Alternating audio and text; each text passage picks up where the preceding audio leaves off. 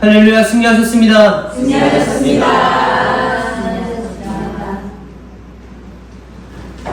중세시대, 로마의 몰락으로부터 약 1000년 동안 이어온 그 시대를 우린 중세시대라고 이야기합니다. 근데 이 시대를 이렇게 부연 설명해 주는 문구가 있는데, 이 시대를 우리는 암흑기라고 불러요. 중세시대는 교회가 세상을 지배하던 시대를 말합니다. 그러니까 이 1000년의 세월은 교황이라고 하는, 이 교회의 수장이라고 하는 지도자가 나라의 수장이라고 하는 황제를 쥐락펴락할 수 있었던 시대를 이야기하는 거예요. 그러니까 교회의 권력이 국가의 권력보다 훨씬 더 센 그 시대를 우리는 중세시대라고 이야기를 합니다. 그러면 이 교회가 세상의 중심이었고 권력의 중심이었다라고 한다면, 우리가 이 중세시대를 부를 때, 야, 그러면 전성기라고 불려야 되는 거 아니야? 우리가 생각할 수 있지만, 왜 이 시기를 암흑기라고 왜 설명했을까? 가장 중요한 이유 가운데 하나는 뭐냐면요, 하나님의 말씀보다 그 사람들에게 전승되어지고 흘러내려왔었던 그런 제도가 더 중요한 자리를 차지하고 있었기 때문에 그 시기를 암흑기라고 이야기한다라는 거예요. 중요한 것이 중요한 것으로 인식이 되어지지 못하고, 중요하지 않은 것이 중요한 자리를 잡아먹고 있어서 중요한 것들을 비판하고 정죄하던 시대, 이 시대를 중세시대, 암흑기라고 이야기하는 겁니다. 이 중세시대의 신학자들, 말씀을 연구하고 또 말씀을 가르치고 말씀을 선포하고 연구하고 여러 가지 토론하고, 이런 사람들이 이 신학적인 주제를 가지고 말씀을 열심히 연구하기도 바쁜데, 이 사람들이 얼마나 쓸데없는 질문들과 토론을 했는지 그 토론의 주제들을 제가 몇 가지 한번 소개를 해드릴 거예요. 하나는 뭐냐면, 이런 뾰족한 바늘 위에 천사가 몇 명이 올라갈 수 있을까? 이런 쓸데없는 걸 가지고 토론을 했대요. 참 토론할 것도 많죠. 성만찬 예식이 끝나고 이 포도주가 이제 남게 되잖아요. 근데 포도주를 이렇게 놔뒀는데 쥐가 와서 그 포도주 안으로 딱 들어간 거예요. 그러면 이 포도주가 더러워진 걸까? 아니면 쥐가 거룩해진 걸까? 이걸 가지고 막 토론을 했다라는 거예요. 말씀을 연구하고 그것을 사람들에게 가르치는 일을 하기에도 지금 바빠 죽겠는데, 이런 지금 쓸데없는 토론이나 하고 앉아 있으니까 중세시대가 제대로 갈 수가 있었겠는가? 전성기가 아니라 암흑기라고 불리는 건 아마도 당연할 수밖에 없는 것으로 보여지는 겁니다. 정작 중요한 것이 무엇인지도 모른 채 중요한 것을 다 잊어버리고 사소하고 별거 아닌 거에 목숨을 걸고 그거를 지키고 고수하기에만 전전긍긍하면서 에너지를 다 소비하고 있으니까 교회는 타락하고 망해갈 수밖에 없었던 겁니다. 이런 꼬라지를 보기 힘들어서 루터라고 하는 사람이 1500년대에 나와가지고 종교개혁을 일으키는 거예요. 야, 더 이상 안 되겠다. 이러다가 가망하는 거 아니에요? 그렇게 됐던 거죠. 오늘 우리가 이 말씀, 긴 말씀을 읽었지만, 오늘 말씀은요, 정작 중요한 것을 잊어서는 안 된다라고 하는 것을 깨우쳐주는 말씀입니다. 소중한 것을 우리가 잊어버리고 사소한 것에 목숨을 혹시 걸고 있는 이런 어리석은 신앙생활을 하고 있는 것은 아닌가라고 하는 것을 우리가 다시 한번 우리의 마음을 일깨워보고, 아, 맞아, 내가 본질을 놓치고 있었구나, 내가 본질을 따라가는 이 신앙생활을 해야 되겠구나 라고 하는 그런 결단을 할 수 있게 되시는 우리 귀한 성도님들 되시기를 예수의 이름으로 간절히 축복합니다. 1절 말씀 한번 볼게요. 거기 바리새파 사람들과 예루살렘에서 내려온 율법학자라고 되어져 있죠. 제가 예전에도 그런 말씀 전해드린 적이 있어요. 이 산헤드린 공의회라고 하는 우리나라로 따지면 국회입니다. 국회. 이 국회의원들을 얘기하는 거예요. 바리새파 사람들은 이제 말씀을 가르치는 사람들이니까 좀 번외이기는 하지만, 이런 율법학자들, 이 사두개인들, 서기관들, 이런 사람들은요, 우리나라로 따지면 국회의원 얘기하는 거예요. 근데 예루살렘에 있었던 이 국회의원들이 왜 파송이 되어가지고 파견이 되어서 임무를 수행하고 있냐? 그 당시에 이상한 사람 하나가 돌아다니면서 하나님이라고 자기가 막 떠들어대고 막 신성 모독을 하고 다니고 이런 거 한다더라. 야, 너네들 가가지고 이 사람이 어떤 사람인지를 좀 잘 파악해가지고 어디 이 사람 넘어질 거 건덕지 없는지 그거 좀 알아와봐. 그렇게 해서 파견된 사람들을 이야기하는 겁니다. 그러는 차에 2절에 보니까 건수가 딱 잡힌 거예요. 예수님의 제자들이 떡을 먹을 때에 손을 씻지 않고 먹는 모습을 이 바리새인들과 율법학자들이 발견하게 됩니다.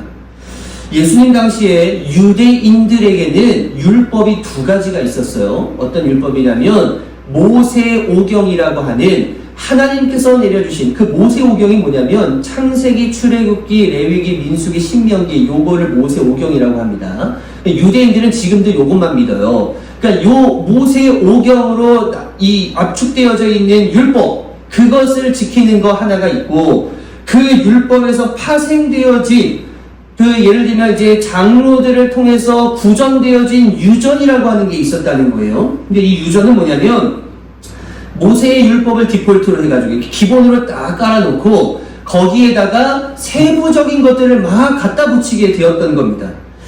그것을 뭐라고 이야기하냐면 미쉬나라고 부르는데 이 미쉬나라고 하는 그 법은 뭐냐면 안식일은 이렇게 지키는 거야 라고 하면서 세부적으로 안식일 제사는 이런 거야, 정결한 법은 이렇게 하는 거야, 농업에 관련된 이렇게 하는 거야, 축제는 우리가 이렇게 해야 되는 거야, 결혼은 이렇게 해야 되는 거야, 시민법은 이렇게 지켜야 되는 거야 라고 하는 이런 제도적인 측면들을 이렇게 세부적으로 더 많이 붙여놓은 것을 미쉬나라고 부르고 또 하나는 미드라쉬라고 부르는 게 있었는데 이건 뭐냐면 교훈, 그러니까 말씀을 통한 교훈과 윤리적인 가치를 이야기하는 게 이제 미드라쉬라고 하는 겁니다. 그러니까 요 두 가지가 병행되는 거예요.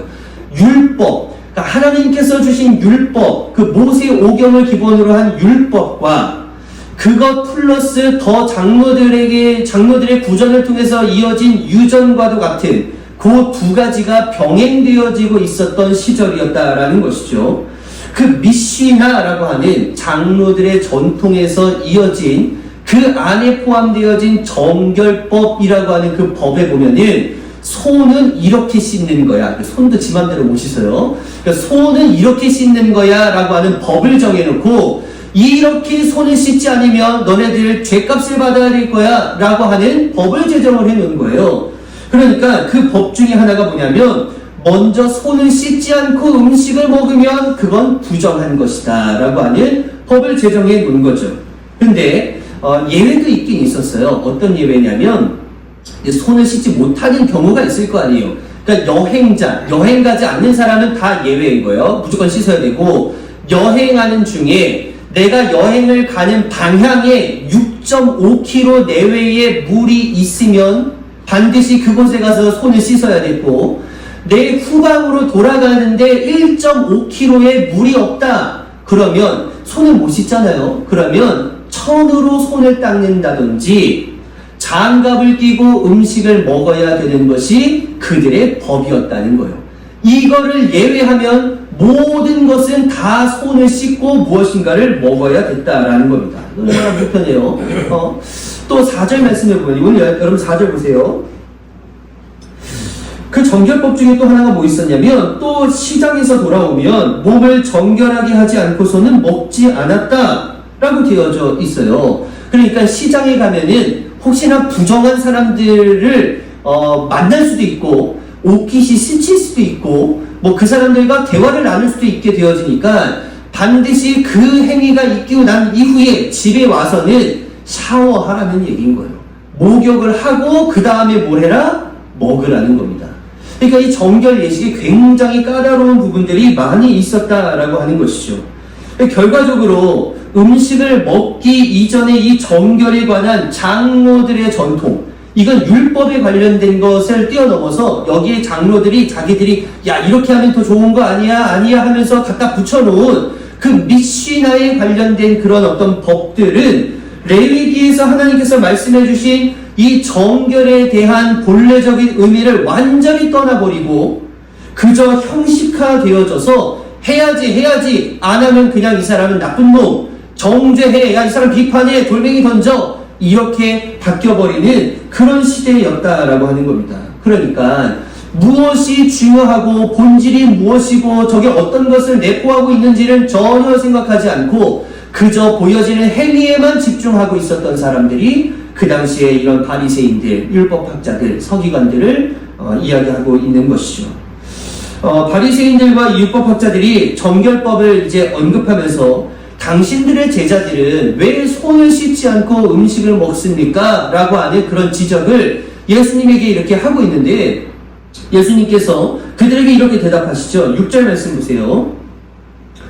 예수께서 그들에게 대답하였다. 이사야가 너희 같은 위선자들을 두고 적절히 예언하였다. 위선자가 뭐냐면 좀 외식하는 자, 겉과 속이 다른 사람들을 이야기하는 겁니다. 이렇게 기록되어 있다. 이 백성은 입술로는 나를 공경해도 마음은 내게서 멀리 떠나 있다.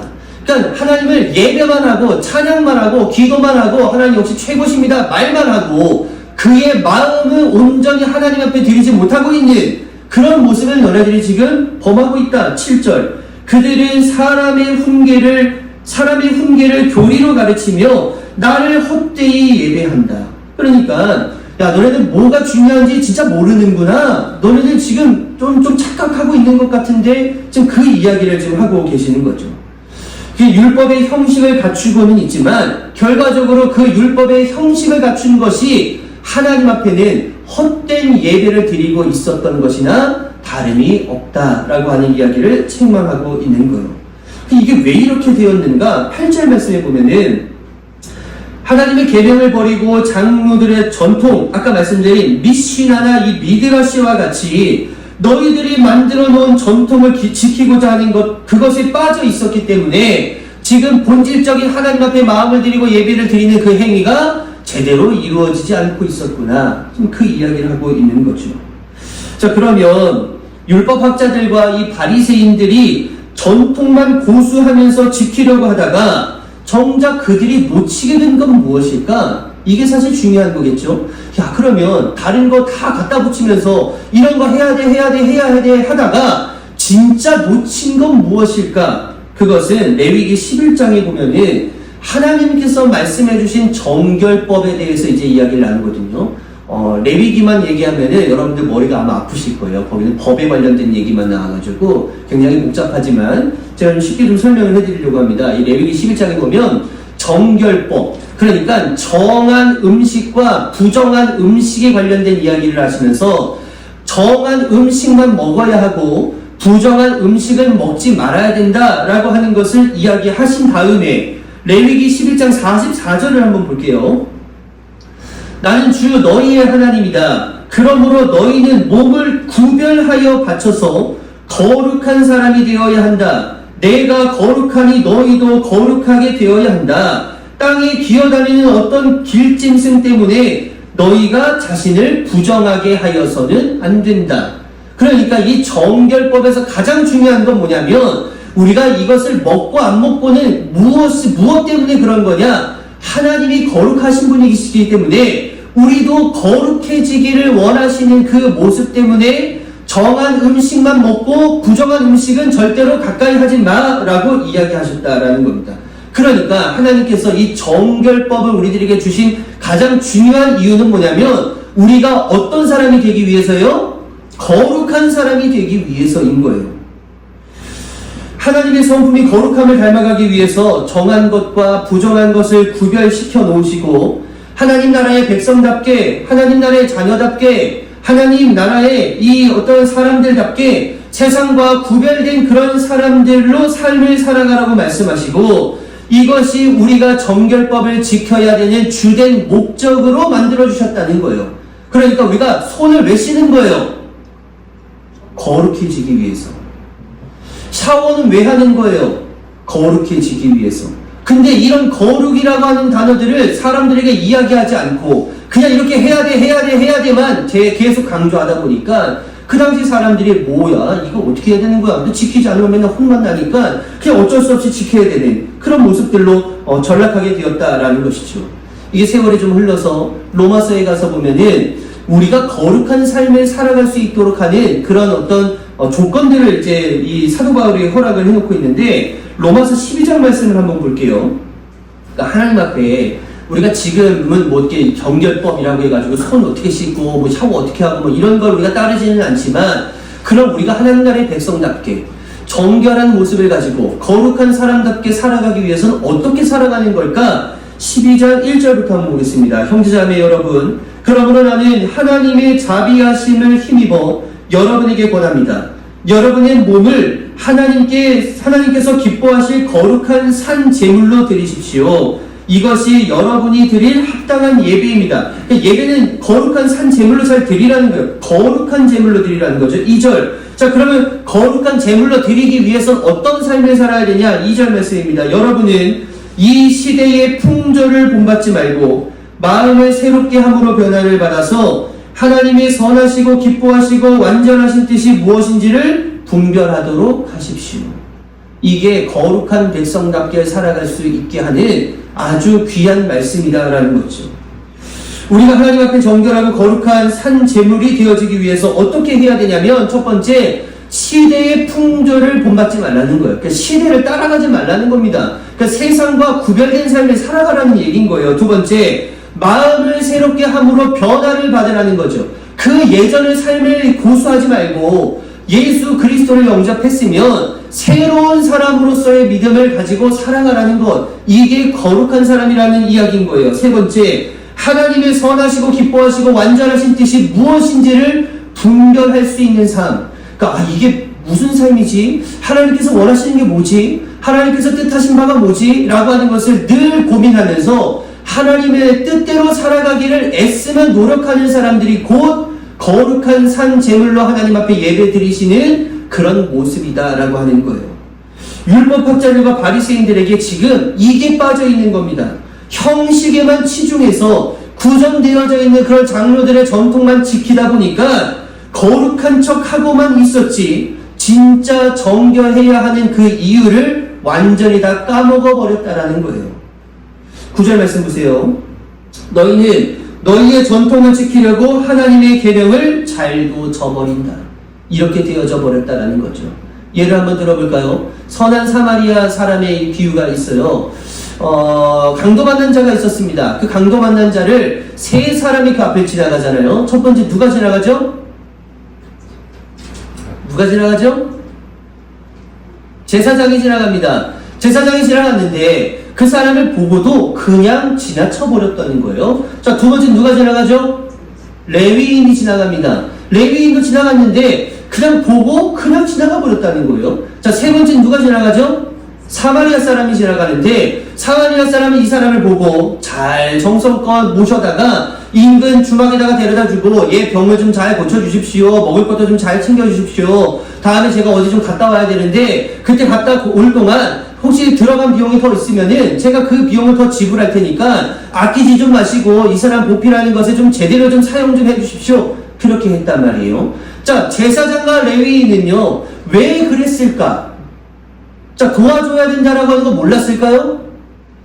왜요? 알죠. 왜? 그 당시 가장 중요한 핵심이 뭐냐면 하나님을 사랑하는 것과 이웃을 사랑하는 게 십계명의 본질인 거예요. 그러니까 명확히 안다고요. 그러면 지나가다가 저 사람을 도와줘야 되는 건 당연한 거예요. 왜? 율법에 있기 때문에. 근데 왜 그 사람들을 그냥 지나가죠? 제사가 있었거든요. 돌아가서 제사장으로서 부정한 것을 만지게 되었을 때에 자기가 돌아가서 무엇인가를 하지 못하게 되는 경우가 발생하기 때문에, 야, 나 이 사람 도와주는 것보다 나 가서 내가 해야 될 일이 있는데 나 그거 먼저 해야 되는 거기 때문에 이 사람 못 도와. 그렇게 제사장과 레위인이 갔단 말이에요. 근데 제사장과 레위인은요, 하나님의 일들을 하는 사람이었던 겁니다. 그럼에도 불구하고 그 율법을 지키지 않고 미드라시, 미시나 이런 장로들의 전통에만 이런 고수가 되어져 있으니까 이것을 당연히 안 지켜도 되는 것처럼 그냥 지나가 버렸다라는 거예요. 이해가 되시죠? 오늘 이것을 지적하기 위해서 예수님께서 아주 재미있는 이야기를 하나 꺼내시거든요. 뭘 꺼내시냐면 고르반이라고 하는 이야기를 꺼냅니다. 고르반이 뭔지를 설명을 좀 해드릴 거예요. 이 고르반이 뭐냐면 예물, 헌물 이런 걸 이야기하는 거예요. 그러니까 하나님 앞에 예물을 드리는 거, 이거 잘하는 거예요, 못하는 거예요?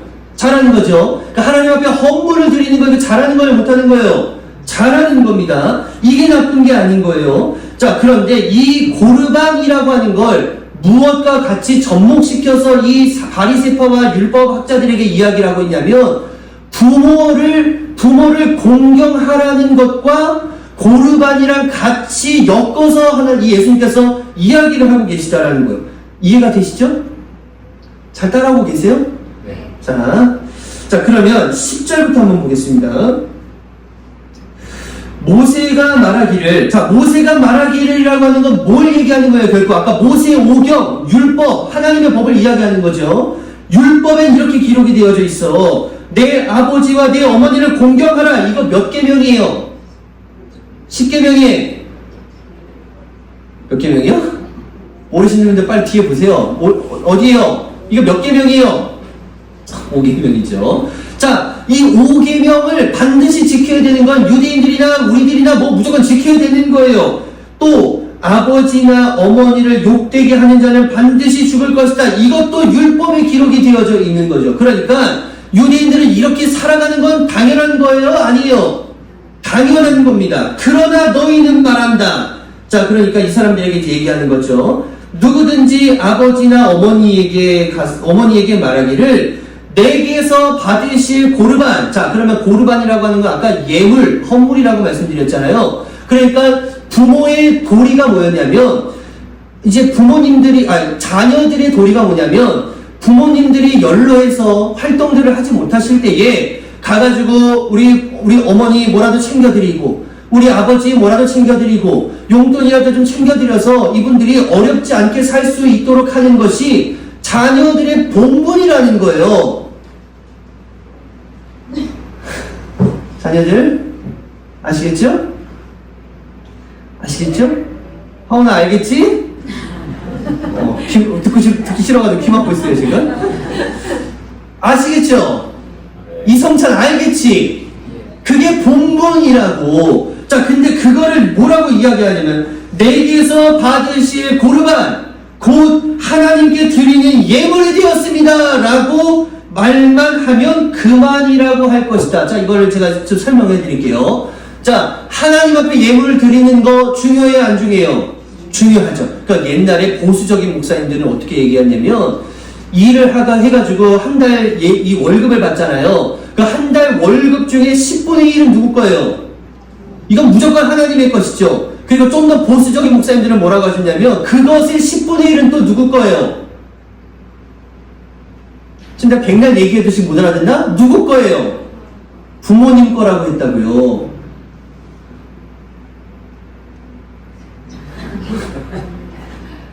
듣기 싫지? 우리 젊은 친구들 듣기 싫죠? 그렇게 했다고요. 자, 그러면 그 하나님 앞에 드리는 예물도 고르반이라고 이야기하고 이 부모님에게 드리는 것도 이제 고르반이라고 이야기를 하는데 지금 이렇게 법을 바꿔버린 거예요. 율법은 부모님에게도 해, 하나님한테도 해 이거였지만 이 사람들이 그거 지키고 싶어요? 안 지키고 싶어요?